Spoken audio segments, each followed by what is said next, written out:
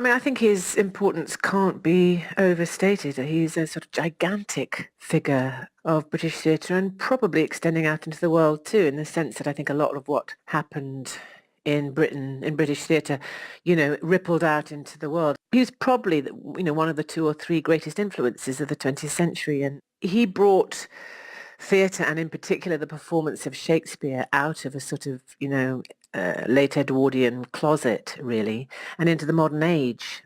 I didn't work with him very much. I just did a radio series with him, but he did ask me to a few times. But I knew him and I felt very, very shaped by him because I arrived at the Royal Shakespeare Company, which he founded age 20 I was, and his legacy was it was full of his legacy, which was really to look at Shakespeare and the structure of the language, of the verse and the prose, and to sort of break it apart for clues as to what's going on in the psyches of its characters. And so, I think prior to his era, Shakespeare was sung. If you think about sort of, Gielgud and even Olivier and that era, they were sort of, great singers of Shakespeare. It was all about the voice beautiful. But what Peter Hall did really was to crack it open and to bring it into the 20th century as a text full of the psychology of the post-Freudian age, and to unlock that psychology through understanding the structure and the rhythms and the shape of the verse. I mean, I learned everything I know about Shakespeare in that period between the age of 20 and 28, when I was at the RSC. And creating that global reputation of the RSC. I think many people listening to this